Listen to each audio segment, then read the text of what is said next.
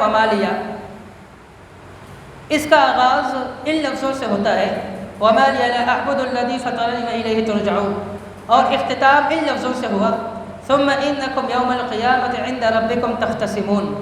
پارے کے آغاز میں عبادت خدا بندی اور رب کی جانب سے لوٹائے جانے کا تذکرہ، پارے کے اختتام پہ رب کے سامنے پیش کیے جانے کا تذکرہ۔ محترم بھائیو، اس پارے میں اللہ تبارک و تعالیٰ نے میدان حشر کا منظر بیان کیا ہے۔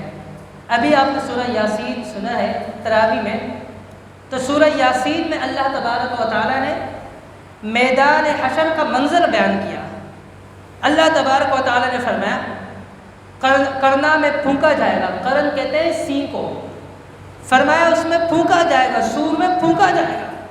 سورہ یاسین آیت نمبر 51 میں ارشاد ربانی ہے وَنُفِخَ فِي الصُّورِ فَإِذَا هُم مِّنَ الْأَجْدَاثِ إِلَىٰ رَبِّهِمْ يَنسِلُونَ، کہ جب سور میں پھونکا جائے گا تو لوگ اپنے قبروں سے اٹھیں گے اور تیزی سے بھاگیں گے، تیزی سے دوڑے ہوں گے۔ تو یہ میدان محشر کا منظر ہے، یہ میدان حشر کا منظر ہے۔ اور سورہ یاسین میں اللہ تبارک و تعالیٰ نے فرمایا کہ ایک چیخ ہوگی، ان کانت الا صیحۃ واحدہ، ایک ہی چیخ ہوگی فاذا ہم جميع لدینا محضرون، اس چیخ کی آواز سے سارے لوگ ہمارے سامنے حاضر کر دیے جائیں گے۔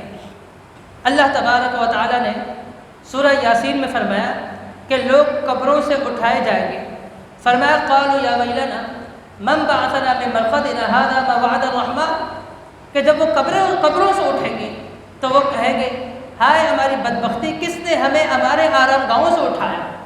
اس کا یہ معنی نہیں کہ قبر آرام کی جگہ ہے۔ کچھ لوگ اس آیت سے دلیل لیتے کہ قبر میں عذاب نہیں، سورہ یاسین میں رب فرما رہا ہے کہ جب وہ قبروں سے اٹھیں گے وہ یہ کہیں گے ہائے افسوس، یا ویلنا من بعثنا، کس نے ہمیں اٹھایا، من مرقدنا، ہمارے آرام گاہوں سے۔ وہ کہتے ہیں قبر میں آرام ہے، عذاب نہیں۔ یہ بات غلط ہے۔ رسول اللہ صلی اللہ علیہ وسلم نے فرمایا ان عذاب القبر حق، عذاب قبر پر حق ہے۔